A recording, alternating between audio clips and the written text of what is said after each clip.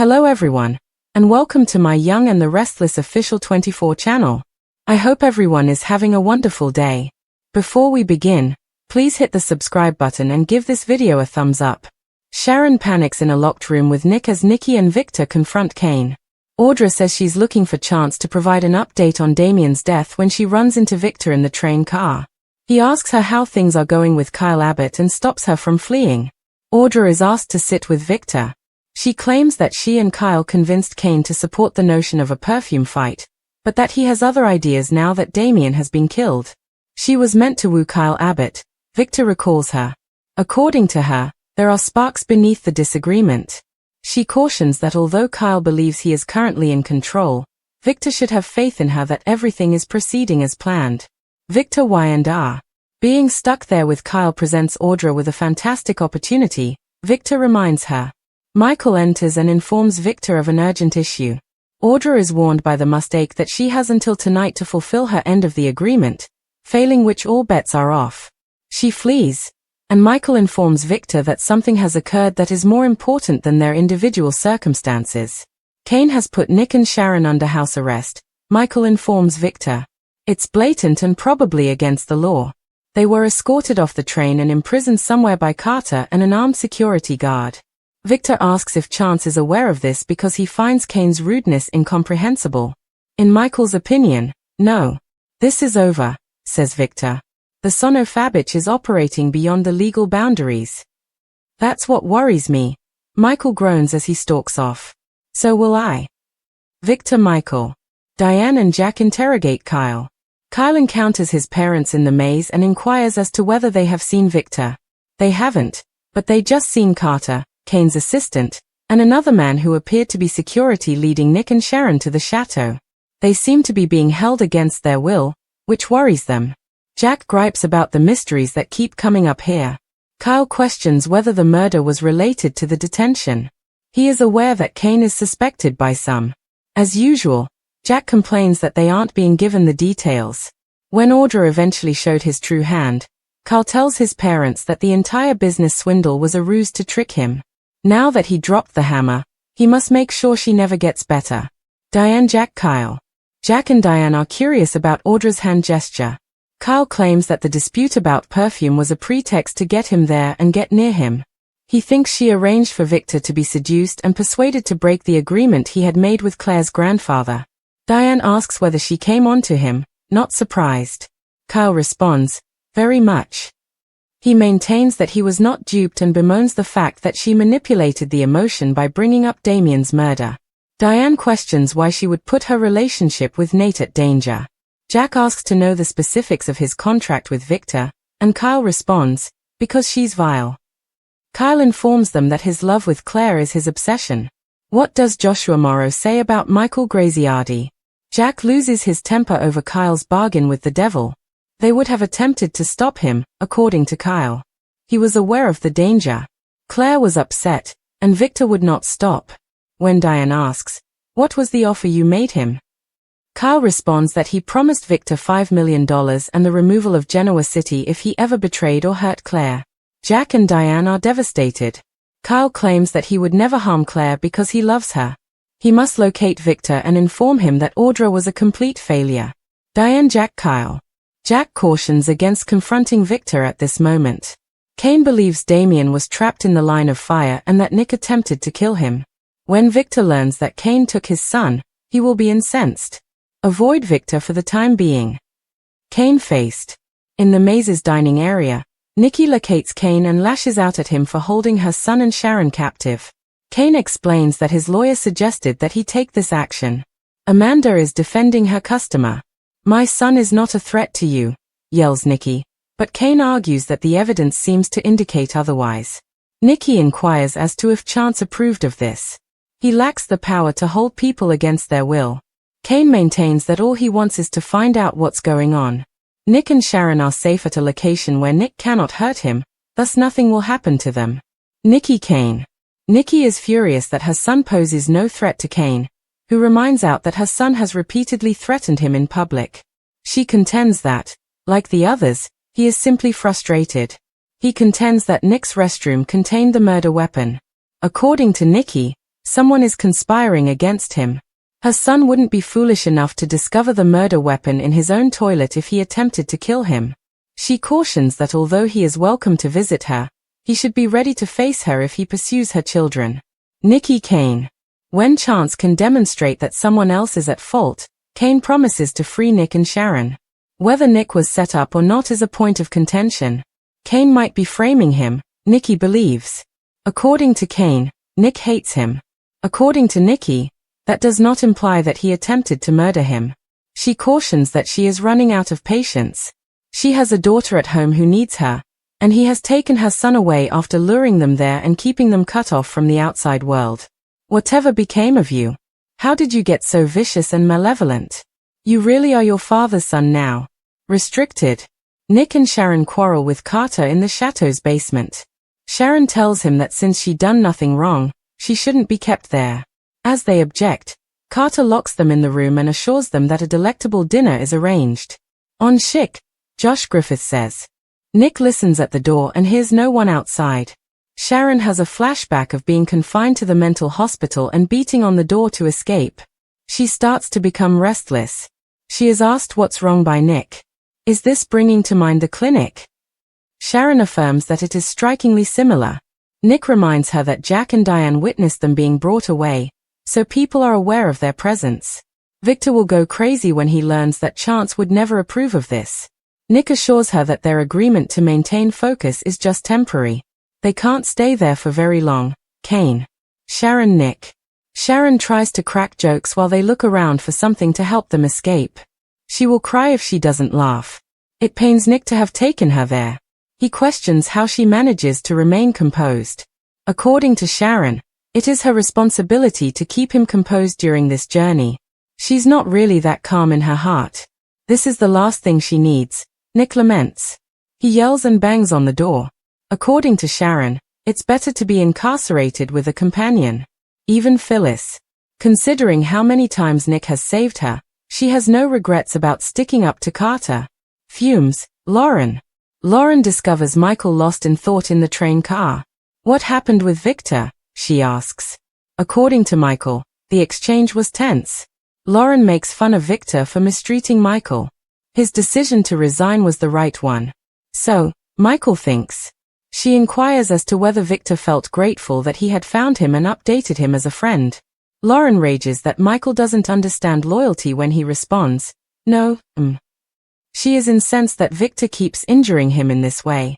Michael claims that after making it apparent that he didn't need his assistance, he stormed out to handle the matter alone. Michael and Lauren talk about how Kane's detention of Nick and Sharon was unlawful. Michael believes that anyone would become suspicious after seeing the proof against Nick. Even if it's planted, snarks Lauren, they question whether he will pursue the NEWMANs. Why Kane wanted Michael there is a mystery to them. The attorney assumes that he will seek legal counsel. He believed that someone would try to kill him, which is why he wanted Chance there. He must question whether house imprisonment is a ploy with a different objective. Courtney Hope plays a mystery in the book. Michael informs his wife that Kane's fear for Nick's life may be the true reason for his detention. But it is unlikely. Lily is most likely connected to Damien's murder.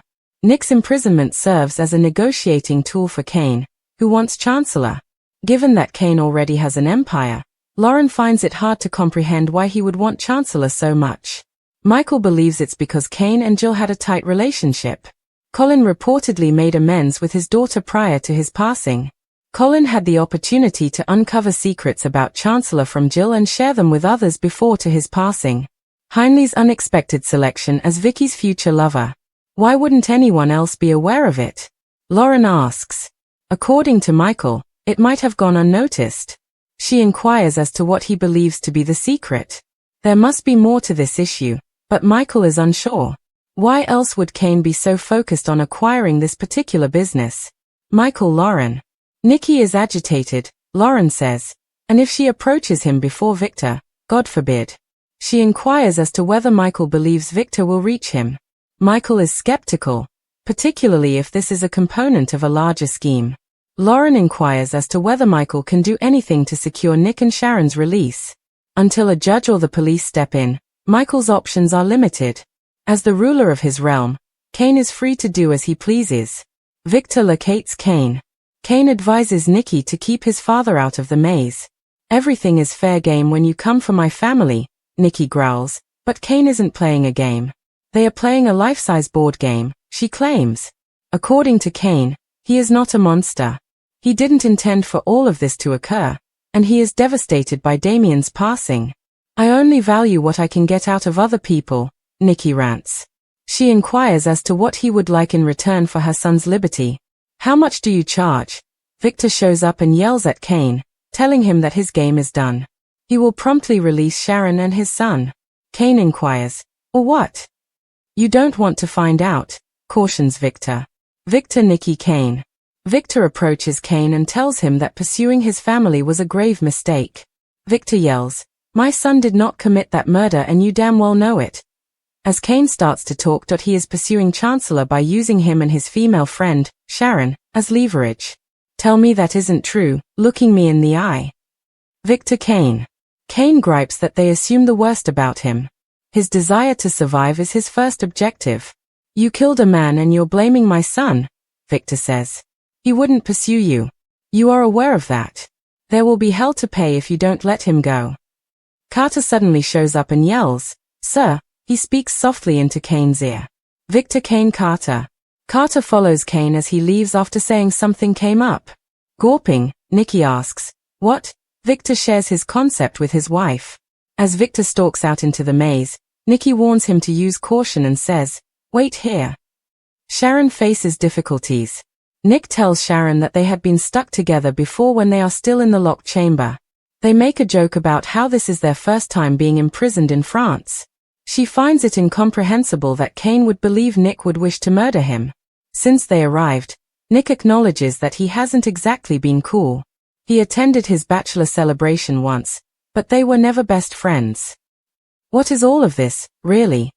Asks Sharon. Is he playing tricks on their minds? Nick is unaware of Kane's motivations. Sharon questions whether his father's passing and subsequent wealth drove him insane. Sharon, they are certain that Kane has a grand scheme and discuss whether it has to do with business alone or with regaining Lily. Sharon questions whether he is using them as leverage. Nick believes that everything is related. He could have sent him home if he thought he posed a threat. This might be a divide and conquer strategy, similar to his acquiring Genoa City real estate while everyone else is there. Even if it requires force, Nick will remove them. Sharon starts to panic as he yells and bangs on the door. She presses against the door and starts to hyperventilate. Nick uses the London double-decker bus as a conversation point in an attempt to soothe her.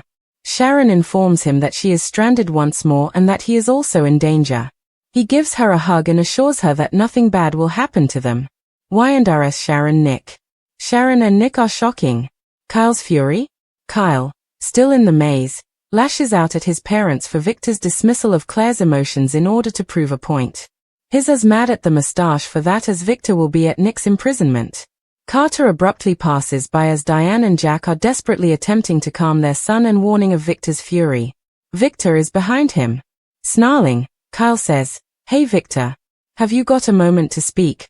Not for you. Jack responds, I know Nick and Sharon were taken away. Victor dismisses them and continues to stroll straight by. Jack tells his son to avoid Victor for his own sake, but Kyle wants to pursue him. Victor gives Kane the command to release Sharon and Nick. Carter took Sharon and Nick to a filthy room. Nick requested Sharon's release. Sharon denied any involvement in Damien's passing.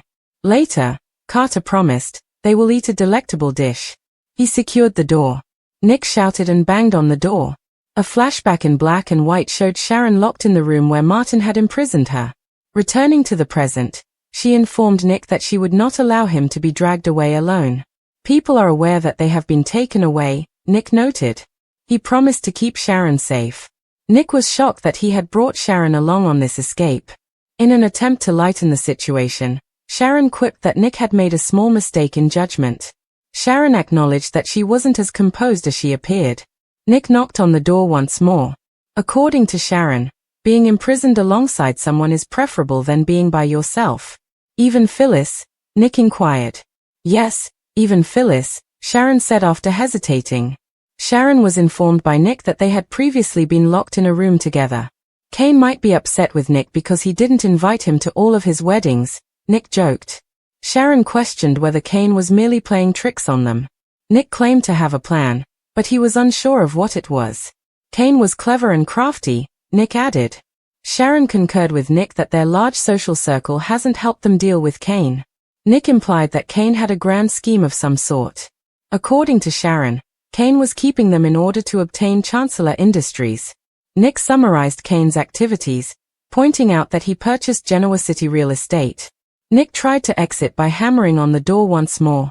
Sharon became anxious. Reminiscent of their bus ride across London with Christian, Faith, and Noah, Nick consoled Sharon.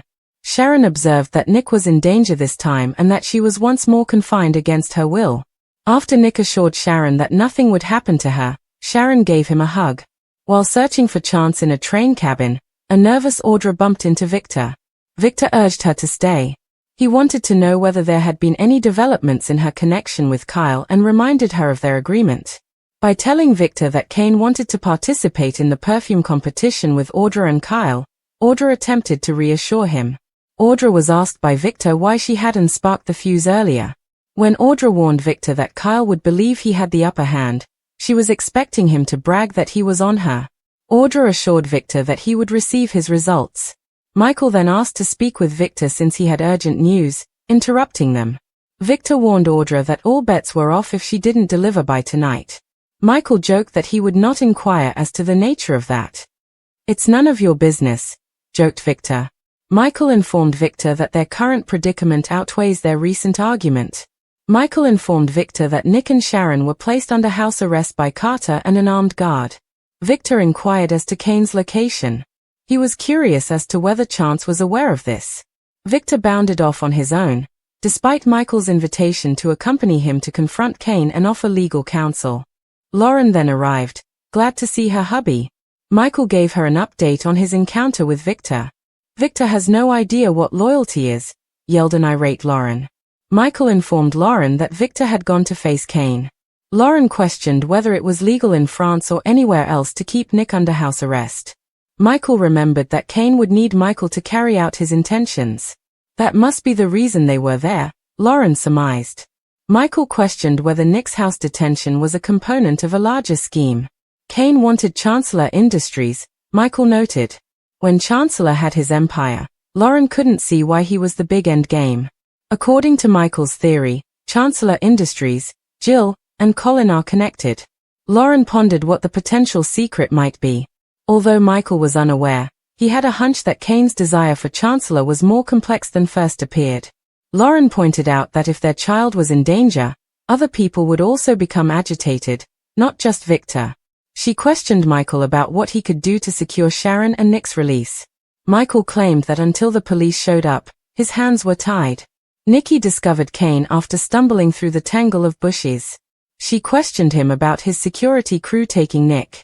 Kane defended Nick's imprisonment by claiming that it was advised by his staff and lawyer. Nikki insisted on the release of Nick and Sharon.